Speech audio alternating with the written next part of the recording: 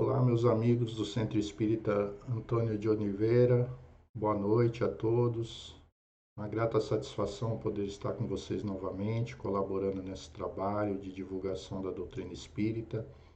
Meu nome é Pedro Coelho, sou aqui de Guarulhos, do Centro Espírita Caiba-Schutel, e venho hoje trazer uma reflexão sobre o livro Roteiro, ditado pelo Espírito Emmanuel, psicografado por Chico Xavier, onde nós vamos fazer uma reflexão sobre o capítulo Ante a Vida Mental, capítulo 25 desse livro. Mas antes eu gostaria de convidá-lo a todos para que nós pudéssemos iniciar essa nossa reflexão com uma pequena prece de abertura.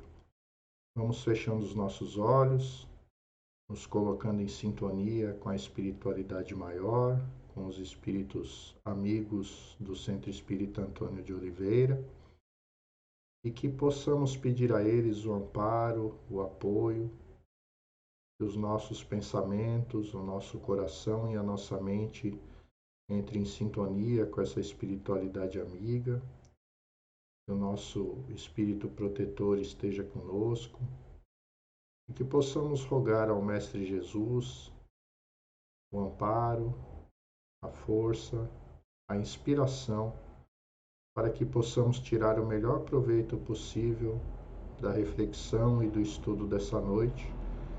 Lembrando que aqui estamos reunidos em nome de Jesus, em nome desses espíritos amigos, em nome do aprendizado e do aperfeiçoamento espiritual. Que possamos então iniciar essa nossa reflexão, amparados por todos esses nossos amigos espirituais e pelo nosso Mestre Jesus. Que assim seja. Muito bem, meus amigos, hoje então nós vamos falar sobre esse capítulo 25 do livro Roteiro, psicografado por Chico Xavier, ditado pelo Espírito Emmanuel, onde Emmanuel faz uma reflexão sobre a vida mental, sobre o nosso pensamento. E ele começa dizendo que todos nós, quando nos deparamos com a doutrina espírita, e começamos a questionar a nossa existência, o nosso propósito de estar aqui, a primeira coisa mais importante, né, é debruçarmos sobre o estudo e entendimento do nosso pensamento, o que são os nossos pensamentos.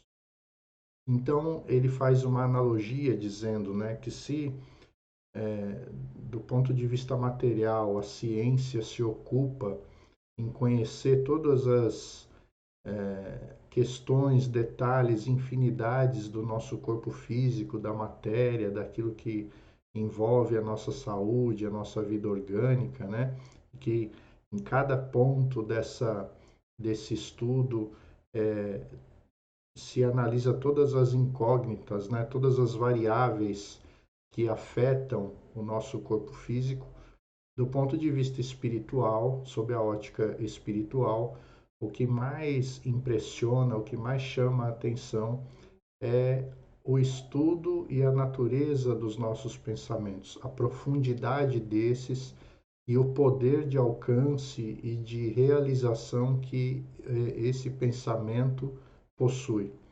Então, de certa forma, Emmanuel coloca já como premissa que o pensamento, né, sendo um atributo da alma, do espírito encarnado, ele é algo que naturalmente possui uma profundidade da qual nós não conhecemos, né? Ele chega ao ponto de dizer que a psicologia, a psiquiatria, nos moldes que nós conhecemos hoje, elas conseguem, né, mapear, estudar uma pequena parcela do que nós realmente somos. E com base em que, né, Emmanuel pode estar afirmando isso? Com base justamente na pluralidade das existências, no patrimônio espiritual que nós, espíritos, vamos acumulando ao longo dessas vivências, de tal maneira que, enquanto encarnados, nós manifestamos apenas uma pequena parcela desse nosso histórico espiritual. E os nossos pensamentos são a manifestação, né, de tudo aquilo que nós conseguimos manifestar numa vida física, mas aquilo que a ciência, né, humana chama de inconsciente, subconsciente, nada mais é do que todo esse patrimônio espiritual que está guardado, que está congelado ali no nosso repositório espiritual, se a gente puder usar esse termo, que não necessariamente se manifesta numa encarnação. Né? Então, aquilo que eu estou manifestando hoje é apenas uma parcela daquilo que compõe toda a minha história espiritual. De tal maneira que ele diz que quando nós desencarnamos, né, quando nós nos desligamos da matéria e quando nós conseguimos, vamos dizer assim, nos afastar um pouco do nosso apego à vida terrena, à vida física e recobramos melhor as nossas faculdades espirituais, nós percebemos claramente que o pensamento, né, que o nosso pensamento é a base criadora, é a base construtora de tudo aquilo que acontece ao nosso redor, de tudo aquilo que nós somos. Ou seja, o pensamento para o espírito é algo tangível, né, é algo material, é algo concreto, porque eu penso, eu idealizo, eu crio, eu manifesto aquilo numa, numa num estado da matéria que a nossa ciência ainda não conhece, mas que nós conseguimos espiritualmente perceber. E isso explica o fato, então, de que os nossos pensamentos, o conjunto dos nossos pensamentos, produz uma atmosfera espiritual, um conjunto de energias, de vibrações que nos afetam individual e coletivamente. Por isso que ele afirma, então, nesse capítulo, que o pensamento é algo concreto, é algo real, é algo criador, né?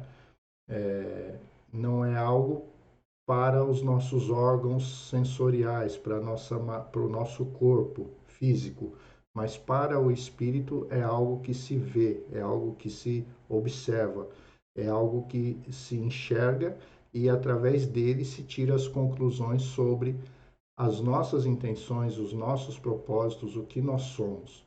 Por isso que os espíritos dizem que quando estamos desencarnados, nós não conseguimos iludir ninguém, né? Nós não conseguimos nos iludir, nós não conseguimos nos ocultar daquilo que os outros veem, porque nós nos mostramos como somos, porque o nosso pensamento é a nossa roupagem, é o nosso corpo, é a nossa manifestação, né?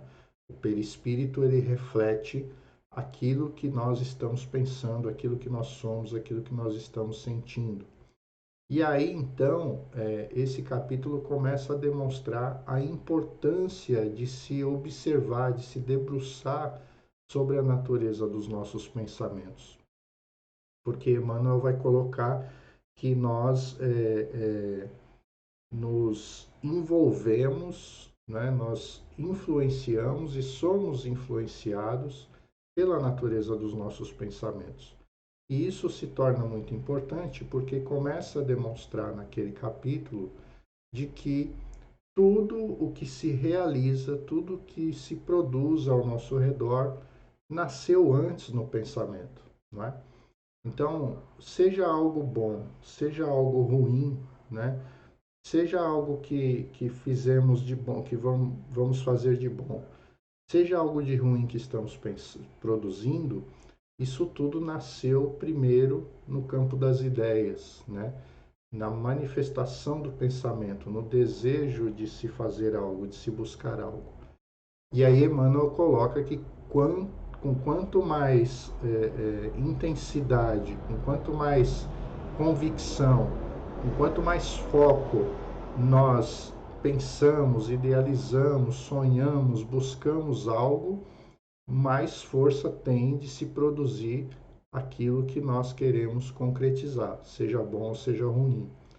Isso nos faz então deduzir que quando nós olhamos para o nosso mundo, para a nossa sociedade e vemos as coisas que vemos, nós podemos dizer então que boa parte delas são nutridas, são alimentadas pelo conjunto e natureza dos pensamentos dos seres encarnados e desencarnados.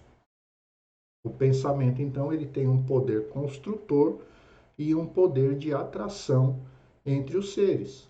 Né? Quanto mais eu alimento um pensamento, mais eu determino a natureza espiritual ao meu redor, mais eu determino em qual atmosfera eu vou transitar, né? Nos meus pensamentos, nas minhas energias espirituais. E isso é uma lógica mostrada pela doutrina espírita, né? De tal forma que a reencarnação ela passa a ser, inclusive, uma misericórdia divina para nós espíritos que estamos em evolução, porque é como se a gente tivesse ali um período vamos dizer assim, de descanso espiritual, porque no corpo físico eu só consigo manifestar uma pequena parte daquilo que eu sou e daquilo que eu consigo captar ao meu redor, né? Então, é uma forma de eu limitar um pouco a minha vivência espiritual para que eu possa me focar numa experiência mais específica, mais pontual dentro da encarnação, para aprender algo específico e ter a oportunidade também de me relacionar com espíritos e talvez no mundo espiritual eu não tivesse contato pela força de atração dos pensamentos, né? Porque eu ia estar num campo de afinidades, de ideias, de princípios que iriam atrair espíritos semelhantes a mim. Então, a gente deduz que quando a gente está num ambiente onde todos são muito parecidos, a possibilidade de crescimento e evolução ela acaba ficando um pouco limitada. Enquanto que quando eu reencarno, eu estou tendo contato com espíritos de diversos níveis de evolução, né? Menos avançados do que eu, mais avançados do que eu, iguais a mim, e isso cria um conflito natural de interesses, de diferenças, de propósitos, e faz com que necessariamente eu tenha que me desenvolver, que me tiram de uma zona de conforto espiritual e me obrigam a ter que aprender a lidar e amadurecer nas minhas relações, nos meus sentimentos, nos meus valores.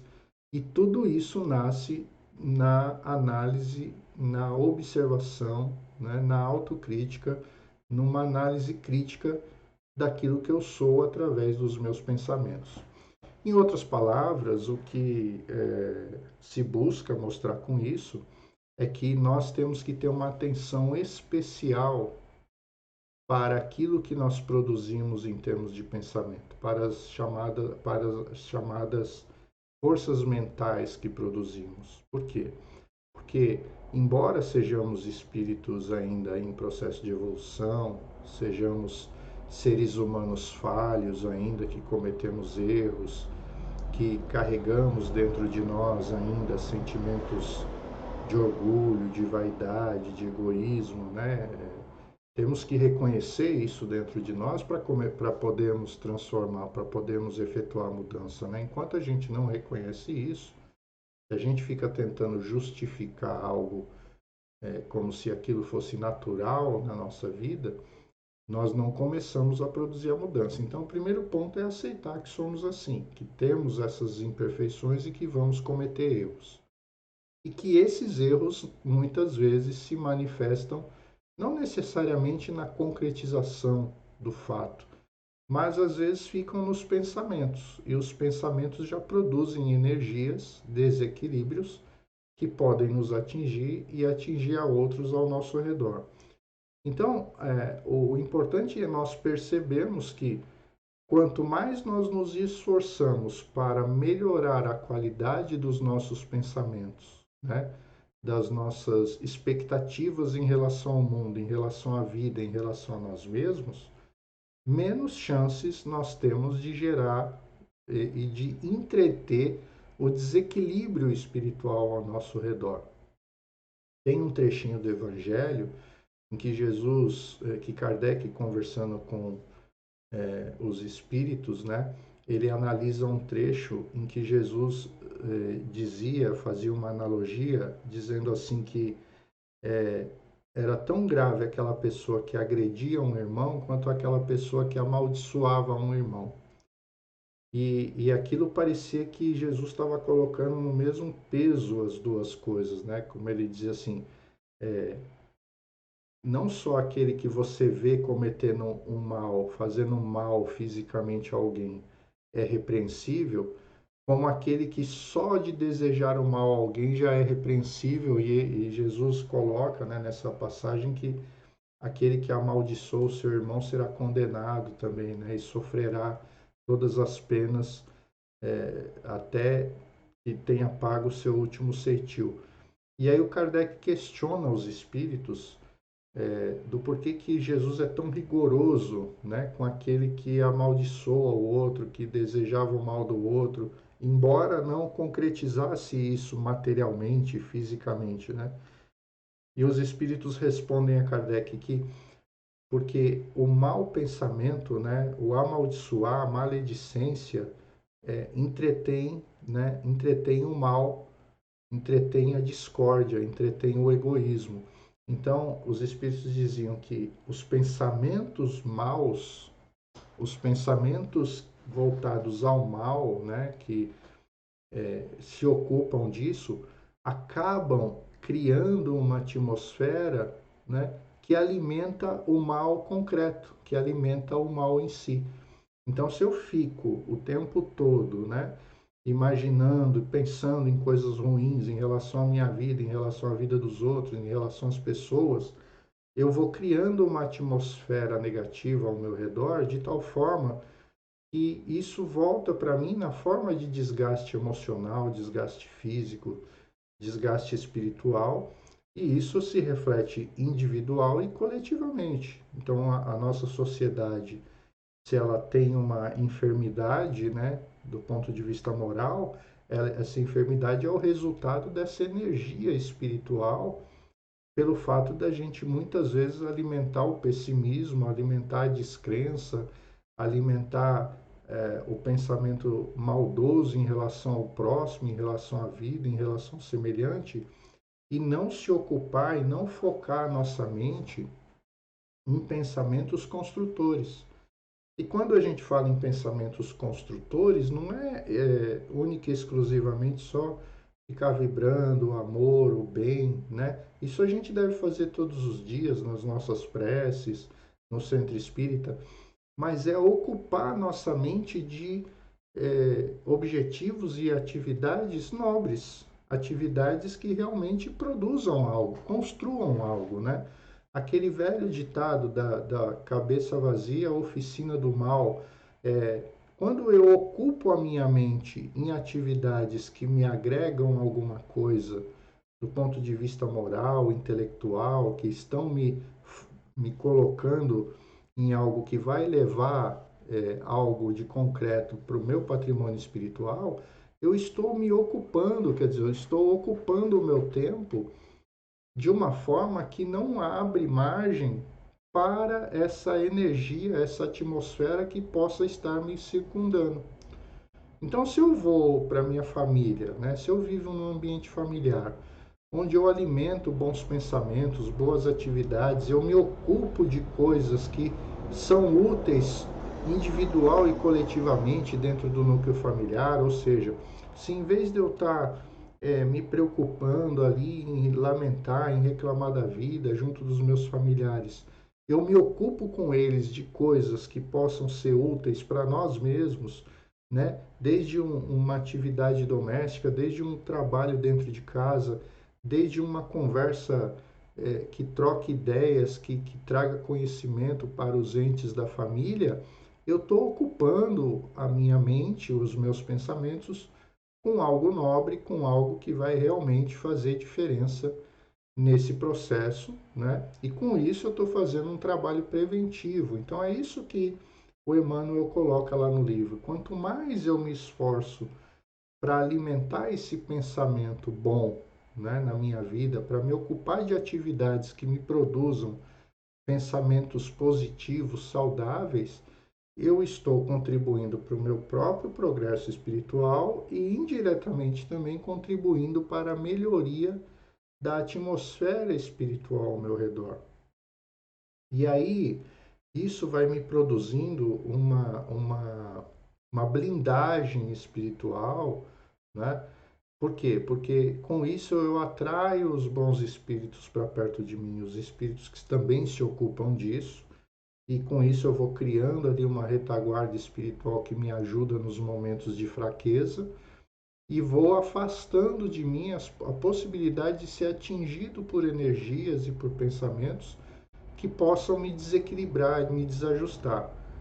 Agora, sejamos realistas, isso não quer dizer que eu simplesmente começar a fazer isso, que minha vida vai mudar, que eu vou deixar de ter momentos de recaída, de desajuste, de mau pensamento.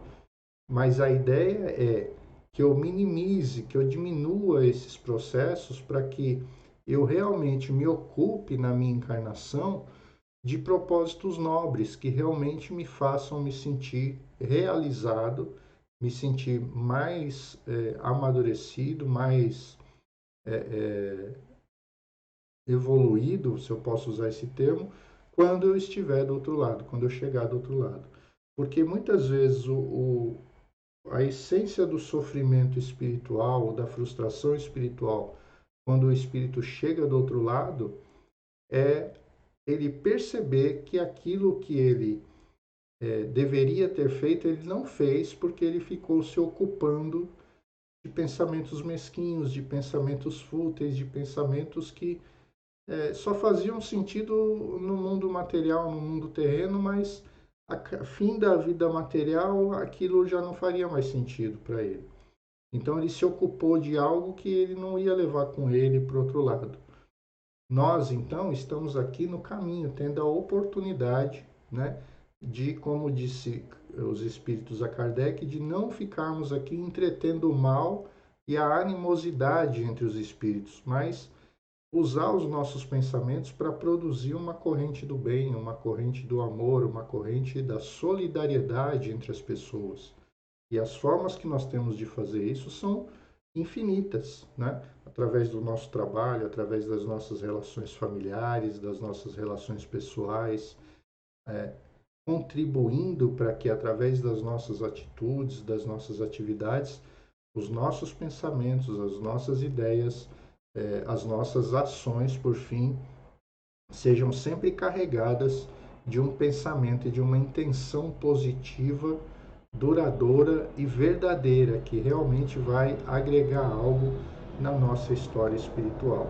Então, essa reflexão que é trazida por Emmanuel nesse capítulo 25 do livro dos Espíritos, do livro Roteiro, perdão, de Chico Xavier, ditado por Emmanuel. E aqui então nós agradecemos essa oportunidade, esperamos que essa reflexão tenha feito sentido para vocês, né? Que possa nos ajudar, nos orientar a melhorar a qualidade dos nossos pensamentos. E eu os convido novamente para que nós possamos agora fazer a nossa prece de encerramento, fechando os nossos olhos e elevando os nossos pensamentos ao mais alto, desejando que essa atmosfera espiritual benéfica que nos envolveu nesse estudo possa se estender aos nossos lares, aos nossos familiares, ao nosso campo profissional, ao nosso ambiente de trabalho, que esse pensamento também possa alcançar as pessoas que estão passando agora por alguma enfermidade em seus lares, nos hospitais, que possa amparar os mais velhos, aqueles que estão idosos já em uma cama, dependendo do apoio e do auxílio de outros. Que também esse pensamento atinja essas pessoas incumbidas dessa responsabilidade de cuidar daqueles que sofrem, que elas possam ser fortalecidas, amparadas e que Jesus, através dessa espiritualidade amiga, possa levar a elas um pouco de serenidade, de força e de resignação. Que esse nosso pensamento e que essa atmosfera possa chegar até os nossos líderes, aos nossos governantes, às pessoas com responsabilidades definidas, aos estudiosos, aos cientistas, aos profissionais da saúde, àquelas pessoas que detêm os rumos da humanidade, que eles possam ser guiados por inspirações divinas, por inspirações de amor, de responsabilidade, de amor ao próximo, e que o nosso mundo, o nosso planeta, então, possa ir se modificando através da modificação dos nossos pensamentos também, nessa busca incessante pelo nosso aperfeiçoamento espiritual. É assim, mestre amado, mestre querido, espiritualidade amiga, os espíritos que nos acompanharam essa noite, nos auxiliaram, e nós damos por encerrado o nosso estudo, a nossa reflexão na noite de hoje para o Centro Espírita Antônio de Oliveira, agradecendo mais uma vez essa oportunidade. Muito obrigado, espíritos amigos, muito obrigado, Mestre Jesus. Muito obrigado, meus amigos. Um grande abraço a todos, que Jesus possa abençoar a todos, que todos possam encontrar aquilo que buscam e que tenham aí uma semana repleta de paz, de harmonia e de prosperidade. Um abraço a todos e até a próxima.